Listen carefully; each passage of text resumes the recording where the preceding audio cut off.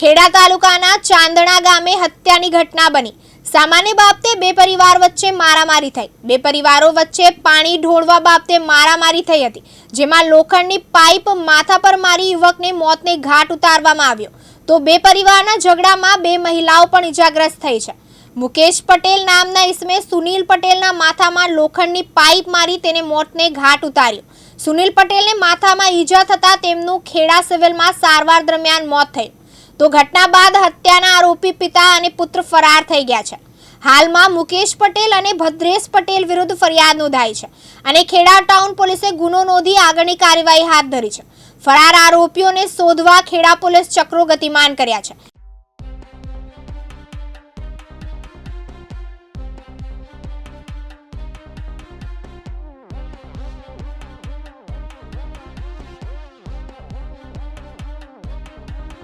કાકા, આપનું નામ, પરિચય અને કયું ગામ? મારું નામ રૂપેશ કુમાર વિનોદભાઈ પટેલ છે, ગામ ચાયણા પટેલ ખડકીમાં રહું છું। આ જે સમગ્ર ઘટના બની છે તે શું થયું છે? અને સમગ્ર ઘટનામાં એવું છે કે અગાઉ પણ અમારા પર હુમલો એમણે કરેલો છે। બાજુમાં જ ઘર છે અડીનામાં। અગાઉ પણ અમારે કેવું કે ખોટું ઝઘડો કરીને શું કરવાનું, એટલે અમે કશી ફરિયાદી પણ ના કરી। અગાઉ પણ અમારા કાકા જેવો ઓફ થઈ ગયા, એમનો પાઇપ મારી હતી અમને, આ જ પાઇપ લોખંડની મારી હતી અમને। પણ પછી અમે એમ એકબીજા બે ત્રણ જણા એમને કંઈક આવું ના કરશો કે તમારા સમાજ પતી જાય, એમ ખોટો ઝઘડો લાગવો ના થાય એમ। પછી કાલે પણ એમને ઘેર લડવા આવ્યા હતા, અમે ઘેર કોઈ હતું નહીં પરમ દિવસ, તો મારા વાઈફને એમની જોડે બે જણા પતિ પત્ની બે લડી, એમનો છોકરો ત્રણેય અમારા જોડે લડી ગયા ઘરે। અને આજે જે ઘટના બની છે એમાં તો એવું છે કે સવારમાં એમના ઘરે કરી અને અમારી બેની જોડે ઘર છે અડીને, એટલે એના ઘરે એમણે પેલું કચરા પેટી થોડું મૂક્યું છે એમણે એમ, એટલે ગાય સીધી આવે ને એટલે સીધી ખાઈ આગળ અને અમારા ઘર આગળ એ પોદરા કરે અમારા ઘરમાં, એટલે અમારી વાઈફે વારી નાખો એમ, વારતી હતી એટલે એમના ઘર બાજુ જાય અને એથી બહાર ખડકી બહાર નિકાલ થઈ જાય એનો એમ। તેવું કરવા ગયા તો એમાં ઝઘડો એમણે કર્યો। પછી એમનો છોકરાએ સીધું મારા વાઈફ અને એમની પર હુમલો કરી દીધો।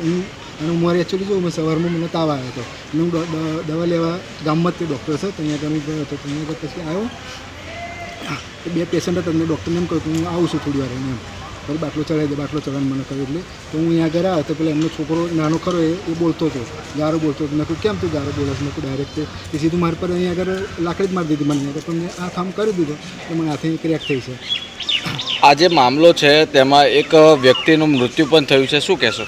એ મારા કાકા છે સુનિલભાઈ પૂનમભાઈ પટેલ। એટલે હું આ રીતે ઝઘડો હતો એમાં પણ મારા કાકા તો ઘરમાં હતા, પણ હું આવ્યો અને પૂછ્યું મેં કેમ લડો છે એમ, તો મારા કાકા બહાર આવ્યા, તો મારા કાકા કે ભાઈ તું ગારો ના બોલીશ કે એમ, એમને વાત કરતી સીધી મારા કાકાને પાઇપ જ મારી દીધી, સીધી જ પાઇપ મારી દીધી, એ તો ઘરમાં હતા અને સીધું ત્યાં આગળ તે પડી ગયા, ઘર આગળ પડી ગયા સીધા એ વાયા। એટલે ઘટના સ્થળ પર જ મૃત્યુ થયું? હા, સ્થળ પર પછી અહીંયા આગળ એટલે આપણે ઘટના સ્થળ પર મૃત્યુ થયું, પણ આપણે અહીંયા આગળ દવાખાને આવે તો ખબર પડે ને એમ, એટલે અમે સિવિલમાં લાવ્યા 108 ફોન કરીને। બ્યુરો રિપોર્ટ, દિવ્યાંગ ન્યૂઝ, ખેડા।